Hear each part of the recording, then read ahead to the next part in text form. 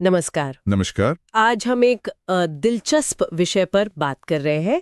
विजय देवरकुंडा की आने वाली फिल्म किंगडम। जी नमस्कार। और खास तौर पर इसकी रिलीज से जुड़ी जो रणनीति है उसको समझने की कोशिश करेंगे, हमारे पास जो जानकारी है उसके आधार पर। हाँ बिल्कुल, और इसमें जो पेच है वो है हिंदी संस्करण को लेकर। वही मतलब हमें ये पता है कि फिल्म 31 जुलाई 2025 को तमिल और तेलुगु में तो आ रही है सिनेमाघरों में। जी।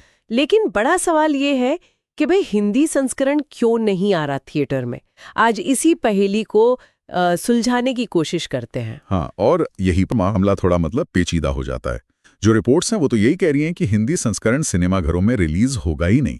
अच्छा? बिल्कुल नहीं। जी नहीं, जानकारी के मुताबिक इसे बाद में किसी और तारीख पर सीधे नेटफ्लिक्स पर OTT रिलीज किया जाएगा। ओह, तो मतलब हिंदी दर्शकों को सीधा स्ट्रीमिंग पर ही मिलेगी ये फिल्म, थिएटर में नहीं। लेकिन ऐसा क्यों? मतलब थिएटर रिलीज को पूरी तरह से स्किप करने का फैसला? इसके पीछे जैसे दो मुख्य कारण बताए जा रहे हैं। पहला तो है नेटफ्लिक्स के साथ जो उनकी डील हुई है।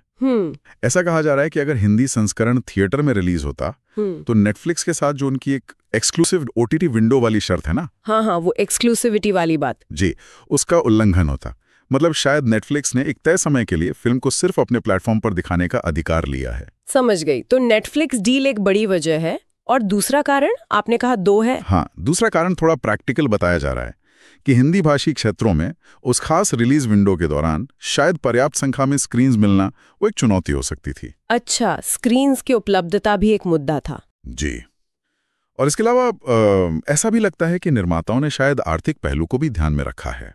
आप कह रहे हैं कि नेटफ्लिक्स से जो डील हुई वो रकम शायद हिंदी बॉक्स ऑफिस से जो कमाई हो सकती थी उसके मुकाबले ज्यादा सुरक्षित या आकर्षक लगी होगी। हाँ, मतलब रिपोर्ट्स तो इसी तरफ इशारा कर रही हैं।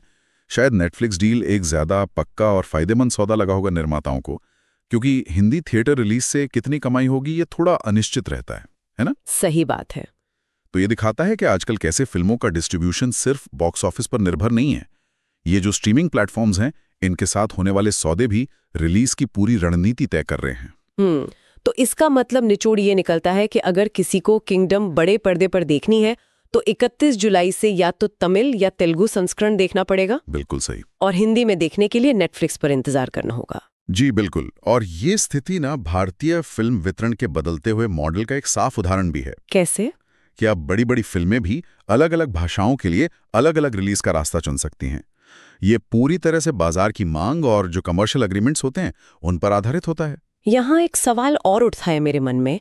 क्या लगता है आपको, भविष्य में हमें ऐसी और फिल्में देखने को मिलेंगी जहाँ मतलब भाषाओं के आधार पर थिएटर और OTT रिलीज को इस तरह अलग अलग कर दिया जाएगा? ये बिल्कुल संभव है। ट्रेंड तो इसी तरफ जाता दिख रहा है। और अगर ऐसा होता है तो फिर वो जो एक कॉन्सेप्ट है ना, पूरे भारत में एक साथ एक ही समय पर फिल्म देखने का, वो जो साझा अनुभव है उसका क्या होगा? ये सोचने वाली बात है ना? बिल्कुल, ये एक बहुत ही अहम सवाल है जिस पर इंडस्ट्री को भी सोचना होगा और दर्शकों को भी।